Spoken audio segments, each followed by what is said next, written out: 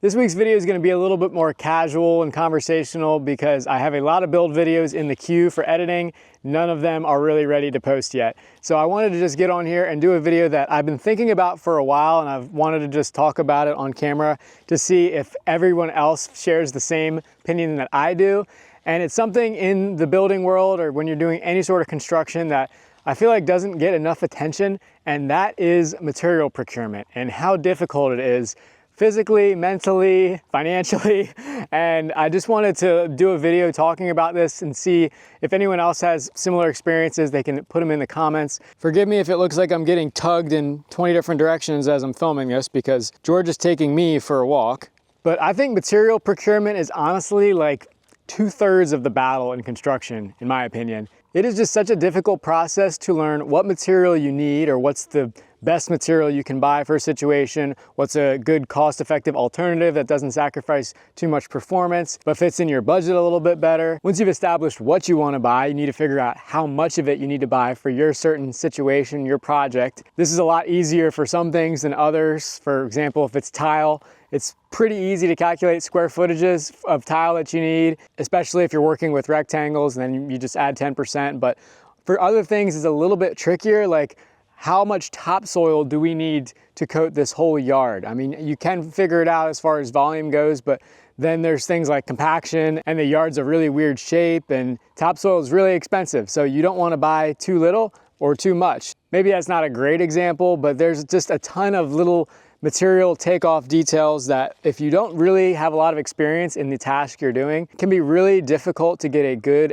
accurate material estimate on quantities. I feel like this is pretty much amplified when you are self-building or owner building like we are, and you do a lot of the trades yourself, where typically a GC is going to hire subcontractors who procure all their own material, and they have all of their channels of supply established well already. They know what it's going to cost. They know how to build the GC accordingly.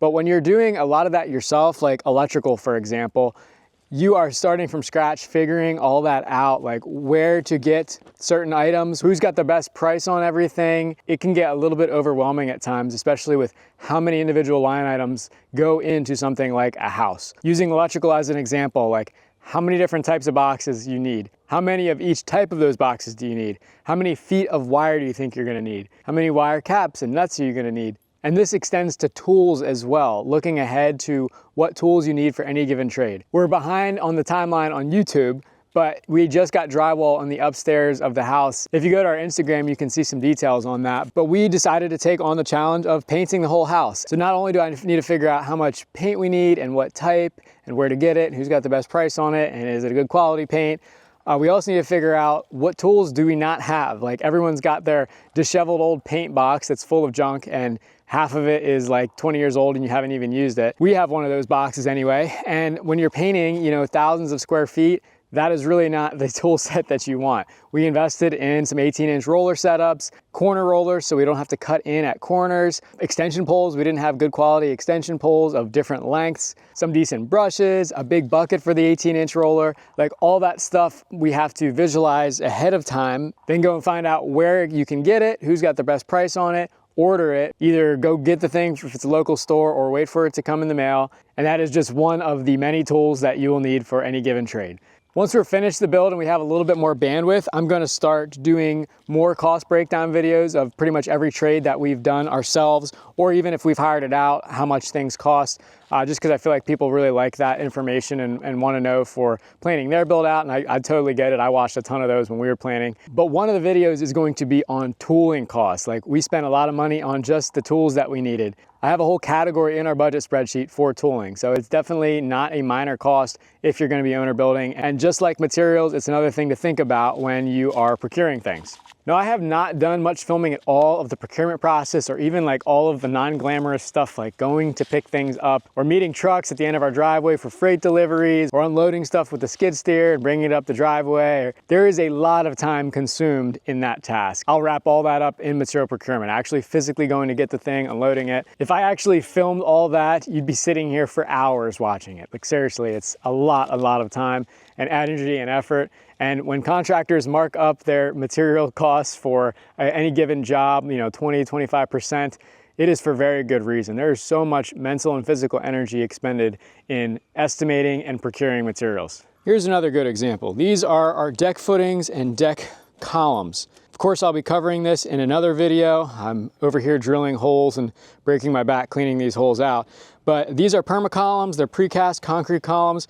I wanted to use them because I absolutely hate forming and pouring concrete. A few days ago, we had the concrete pour from hell. And this just seemed like an easier alternative. It was all precast, but there's like literally only one place in Pennsylvania, or at least on our side of Pennsylvania, that sells these. And it's like an hour and a half drive away. Well, a delivery cost was like $200. I had to go get these things, and it was like a 2.5 hour round trip. I didn't want that long trip to go to waste, and I found out that there was another supplier out there that I needed to get something else for our French drain. This is a special double wall, 8 slot, heavy duty French drain, corrugated pipe, a lot better than what you're gonna get at the big box stores. I wanted to use this for our French drain. Found out that similarly, this was only sold in a very close town to where the deck footings were sold, and I could combine both of those purchases in the same trip. However, to do that, I needed to know how much of this I needed, if there was anything else at that same supplier which I needed, which there was, and basically have this whole French drain system designed before I go and get those deck footings. So I'm sure contractors that do this every day go through this same sort of dilemma too, and probably spend a lot of time driving and going to get stuff. But it requires so much forethought and planning to like make this happen, like to get this pipe to show up on site and make the time to go do that trip amongst everything else we have going on. It just is a lot. When we're finally settled in and moved into this garage apartment and not doing construction like literally every day, I don't even know what my brain is gonna do with all the extra free space that it's gonna have for not doing constant material takeoffs, estimates, figuring out construction sequencing, and all the nitty-gritty details that come into building something like this. Like, I think I spent probably an hour and a half this morning counting up all of the light switches that we need for the build, deciding what type of light switch we like the best, and then going on the task of actually starting to procure all that online and ordering it from various different vendors, whoever had the best price on things. And this is literally just light switches. I've gone through the same process for like every single trade so far.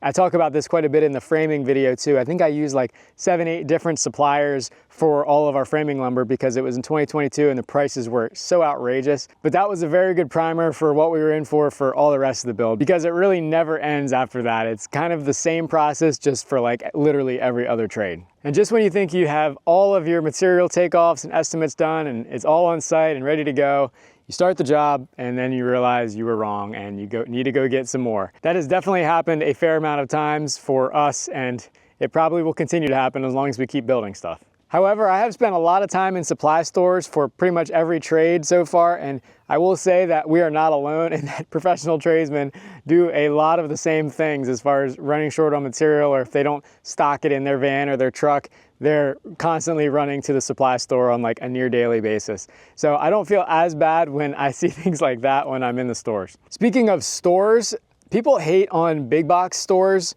but honestly, it is such a wonderful service that they're able to provide in being open 7 days a week from like 6 a.m. to 10 p.m. If you have a full-time job and you're still trying to get things done outside of your job, that is such an important feature of those stores, is just being open outside of normal business hours.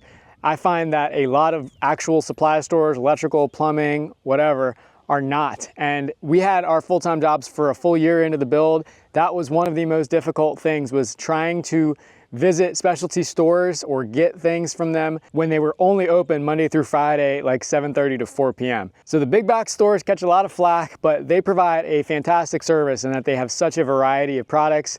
Most of them are the same exact products that you'll get in the actual supply stores, and they are open crazy hours 7 days a week. I have definitely spent way more than an average person should of their life inside of either a Home Depot or a Lowe's getting things. I think if I break out the binder that I keep all of our receipts in, I'm gonna do a count at the end of the build, but it's gotta be well over 150 different Home Depot receipts throughout the past 2 or 3 years. I have gotten so much from them, and it's funny, now that you sign up for a pro account, it tells you how much money you spend during the entire year at the bottom of every receipt that you get. And when we broke ground that first year, that was like kind of a sickening number, because so much of our framing lumber came through them. It was all of the engineered stuff and some dimensional as well. But they have the stuff available, and honestly, it's very reasonably priced too. It's hard to find specialty supply stores that have the same product for a lower price as the big box stores. Now, the big box stores don't have a lot of different things. Like, I've used supplyhouse.com a ton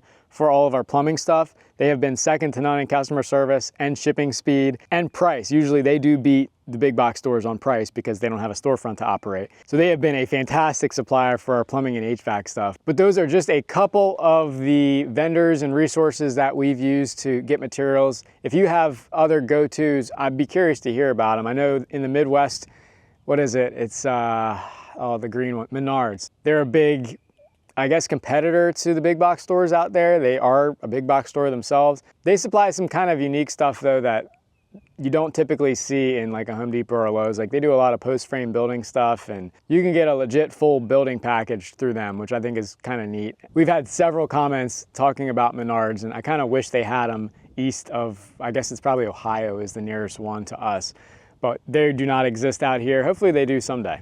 Sorry, I'm getting pulled around like crazy by this black horse over here. He loves the car. He loves the truck, the car, anything that's a vehicle. He will jump in and he will not come out. Isn't that right, big guy? Mm-hmm. Yep. Oh, there we go, right to the truck. Now, what keeps me motivated to keep doing all of the difficult task of material procurement is, of course, money. And I have realized there is a significant cost savings in doing most of the material procurement yourself, even if you're hiring the labor out. If you can get your own materials on site and you're just hiring the labor, you're not paying them to figure out the materials. You're not paying them to go get the stuff where they're gonna put their markup on. So you're saving that money, and because it's coming out of your bank account, you're generally more careful in where you're finding the source of supply and who's got the best price. Where if it's someone who's been doing this trade every day, they have a relationship with their supplier, it may not necessarily be the best price. We found that actually with drywall. We bought all of the drywall ourselves, and even though the drywall contractor said they didn't even put a markup on their estimate for the material, it was a $2,000 difference. So we ended up saving that $2,000 just by ordering the material ourselves, and we did get that delivered, thank goodness. It was like 250 sheets of drywall. But that $2,000 can then go towards the labor bill. So it was definitely helpful in that case to procure material ourselves. However, there is a flip side to that coin, and there are just some times where you do not want to be dealing with every little bit and piece of what it takes to get a task done. I think of well drilling when I think of this. I don't know why my mind goes to that, but they had this 6-inch diameter belled end, Schedule 40 PVC, 20-foot long sections. I don't even know where we would begin to get that. I'd have to probably go to some specialty pipe supplier like I had to go for the French drain. Then when it came time to do the hookup to the well pump, the company that we brought in to help do that had all the stainless parts needed for the pitless adapter and the right type of tape to go down in the well that held the wire to the drop pipe, the right tool to set the pitless adapter. Again, I'm not even sure where I would get a lot of this stuff, so it was worth it to have them bring that in because it is so specialty. Anyway, that about concludes everything that I had on my mind for material procurement. If you have something to share, I'd love to hear it in the comments. If you have different experiences or any tips or tricks on how you stay organized and sane when it comes to figuring out what you need, how much of it you need, where's the best price, especially if you're doing tons of different trades, because that's when my head really starts to spin, when I'm figuring out like wiring stuff in the morning and then like trim and doors in the afternoon, and it can just really get overwhelming at times, and I'm sure others sympathize with that. Anyway, more building content to come next week. Thanks for listening if you made it this far. As always, thanks for watching from George and yours truly.